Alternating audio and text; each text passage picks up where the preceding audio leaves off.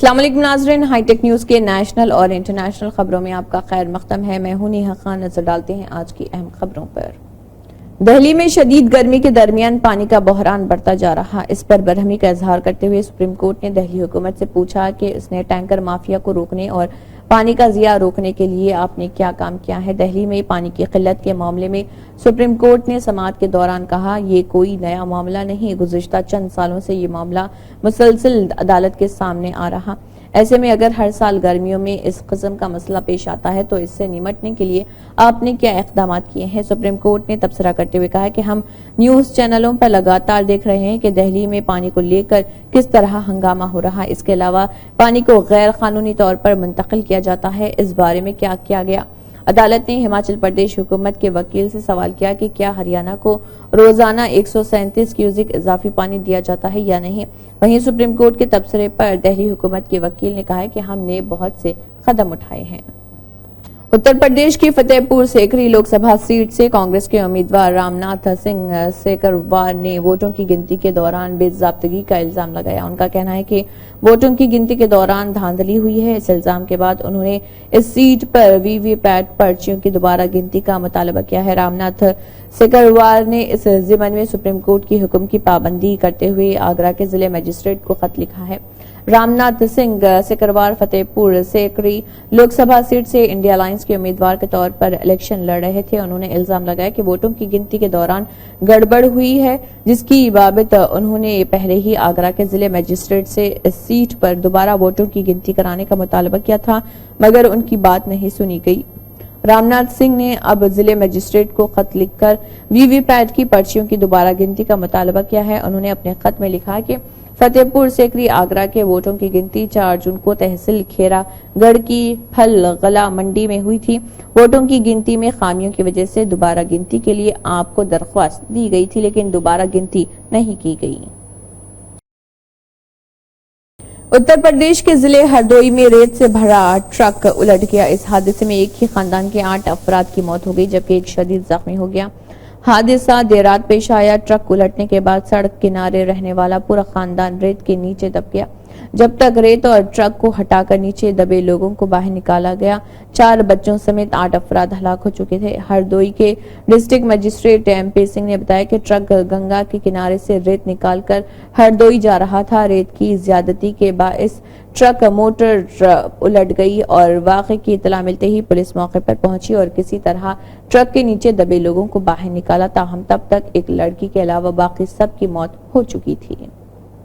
روسی فوج میں بھرتی ہونے والے 2 ہندوستانی شہری یوکرین کے ساتھ جاری جنگ میں ہلاک ہو گئے ہیں، جس کے بعد ہندوستانی وزارت خارجہ نے سخت موقف اختیار کیا ہے۔ موت کی تصدیق کرتے ہوئے وزارت خارجہ نے کہا، حکومت نے یہ معاملہ روس کے ساتھ اٹھایا ہے اور روسی فوج سے ہندوستانی شہریوں کی بھرتی کو فوری طور پر روکنے کا مطالبہ کیا ہے۔ ہندوستان نے کہا ہے کہ روسی فوج میں بھرتی تمام ہندوستانیوں کو فوری طور پر واپس آنے کی اجازت دی جانی چاہیے۔ اس کے علاوہ وزارت نے روس میں کام کرنے والے شہریوں سے محتاط رہنے کو کہا ہے۔ ماسکو میں ہندوستانی سفارت خانے نے روس سے ہندوستانی شہریوں کی واپسی کے حوالے سے دہلی میں روسی سفارت خانے اور روسی حکام کے ساتھ یہ معاملہ سختی سے اٹھایا ہے۔ ہندوستان کی وزارت خارجہ نے ایک بیان میں یہ اطلاع دی۔ حکومت نے عوامی ترسیلی نظام کے تحت راشن لینے والے مستفیدین کے لیے راشن کارڈ کو آدھار کارڈ سے لنک کرنے کی آخری تاریخ میں 3 ماہ کی توسیع کر دی۔ Central food and public distribution department کے ایک نوٹیفیکیشن میں کہا گیا ہے کہ صارفین اب 30 ستمبر 2024 تک راشن کارڈ کو آدھار سے جوڑ سکیں گے۔ سابقہ نوٹیفیکیشن میں اس کے لیے 30 جون 2024 تک کا وقت دیا گیا تھا۔ حکومت نے فروری 2017 میں پی ڈی ایس کے تحت مستفیدین کے لیے راشن کارڈ کو آدھار کارڈ سے لنک کرنا لازمی قرار دیا تھا، تاہم اب تک اس کی آخری تاریخ میں کئی بار توسیع کی جا چکی ہے۔ نوٹیفیکیشن کے مطابق یا تو مقررہ وقت کے اندر راشن کارڈ کو آدھار سے لنک کرنا ہوگا یا پھر جن مستفیدین کے پاس آدھار نہیں ہے انہیں اس کے لیے درخواست دے کر اس کا ثبوت پیش کرنا ہوگا۔ زیادہ تر پی ڈی ایس صارفین نے پہلے ہی اپنے راشن کارڈ کو آدھار سے جوڑ لیا ہے۔ پنجاب کے سابق وزیر اعلیٰ اور جالندھر سے کانگریس کے رکن پارلیمنٹ چرنجیت سنگھ چنی نے ہریانہ کے کیتھل میں سکھ نوجوان پر حملے کے بعد بالی ووڈ اداکارہ کنگنا رناوت اور Bharatiya Janata party B J پی پر تنقید کی۔ انہوں نے سکھ نوجوانوں پر حملے کی وجہ کنگنا رناوت کی نفرت انگیز بیان بازی کو قرار دیا۔ میڈیا سے بات کرتے ہوئے چرنجیت سنگھ چنی نے کہا کہ کیتھل میں سکھ نوجوان پر حملہ ہوا، یہ دراصل بی جے پی کی نفرت پھیلانے کی پالیسی ہے اور اسی وجہ سے ایسے حملے ہو رہے۔ پنجاب میں کسی قسم کی لڑائی نہیں ہے۔ کنگنا رناوت نے بیان دیا ہے کہ یہاں کے سکھ خالصتانی ہیں لیکن یہاں کچھ نہیں، باہمی اخوت اور محبت ہے۔ پنجاب میں کبھی ہندو سکھ لڑائی نہیں ہوئی۔ اب طلبہ کو ہندوستانی یونیورسٹیوں اور اعلیٰ تعلیمی اداروں میں 2 بار داخلہ لینے کا موقع ملے گا۔ یونیورسٹی گرانٹس کمیشن (UGC) نے غیر ملکی یونیورسٹیوں کی طرز پر ملک کی یونیورسٹیوں میں سال میں 2 بار داخلہ دینے کے منصوبے کو منظوری دے دی۔ UGC کے چیئرمین جگدیش کمار نے یہ جانکاری دی۔ انہوں نے بتایا کہ داخلے کا عمل تعلیمی سیشن 2024-25 سے 2 مرتبہ جولائی، اگست اور جنوری سے فروری میں شروع کیا جائے گا۔ انہوں نے کہا کہ اگر ہندوستانی یونیورسٹیاں سال میں 2 بار داخلے کی پیشکش کر سکتی ہیں تو اس سے ان طلبہ کو فائدہ پہنچے گا جو جولائی اگست کے سیشن میں بورڈ کے امتحانات کے نتائج کے اعلان میں تاخیر، صحت کے مسائل یا ذاتی وجوہات کی وجہ سے کسی یونیورسٹی میں داخلہ لینے سے قاصر ہیں۔ انہوں نے کہا کہ یونیورسٹیوں میں سال میں 2 بار داخلے کی سہولت کے ساتھ طلبہ کو 1 سال تک انتظار نہیں کرنا پڑے گا۔ سال میں 2 بار داخلے کے ساتھ صنعت سے تعلق رکھنے والے لوگ سال میں 2 بار اپنے کیمپس کا انتخاب بھی کر سکیں گے، جس سے فارغ التحصیل افراد کے لیے روزگار کے مواقع بہتر ہوں گے۔ مرکزی حکومت نے لیفٹیننٹ جنرل اپیندر دویدی کو 30 جون کی دوپہر سے اگلے فوجی چیف کی شکل میں تقرر کرنے کا اعلان کیا ہے۔ موجودہ فوجی چیف جنرل منوج پانڈے 30 جون کو دفتر چھوڑ رہے ہیں اور ان کی جگہ لیفٹیننٹ جنرل اپیندر دویدی لیں گے۔ PVSM پرم وشٹ سیوا میڈل اور AVSM اتی وششٹ سیوا میڈل سے سرفراز لیفٹیننٹ جنرل دویدی نے طویل مدت تک جموں کشمیر میں خدمات انجام دی ہیں۔ قابل ذکر ہے کہ حکومت نے 25 مئی کو چھٹے مرحلے کی پولنگ کے بعد 26 مئی کو وری فوج چیف جنرل منوج پانڈے کی مدت کار میں 1 مہینے کی توسیع کر دی تھی۔ 30 جون کو وہ اس عہدے سے سبکدوش ہو رہے۔ فلسطینی تحریک حماس نے یرغمالیوں کی رہائی کے لیے امریکی صدر جو بائیڈن کے مجوزہ معاہدے کو مسترد کر دیا ہے۔ ذرائع نے یہ اطلاع دی ہے اور ایک اسرائیلی اہلکار کے حوالے سے یہ بتایا گیا ہے۔ اہلکار نے یہ بھی کہا ہے کہ اسرائیل کو حماس کی طرف سے ثالثوں کے ذریعے جواب ملا ہے۔ انہوں نے کہا ہے کہ حماس نے جو بائیڈن کی تجویز کے بنیادی پیرامیٹرز کو تبدیل کر دیا ہے۔ بالی ووڈ اداکارہ سوناکشی سنہا مبینہ طور پر اپنے دیرینہ ساتھی اداکار ظہیر اقبال سے رواں ماہ کے آخر میں شادی کریں گی۔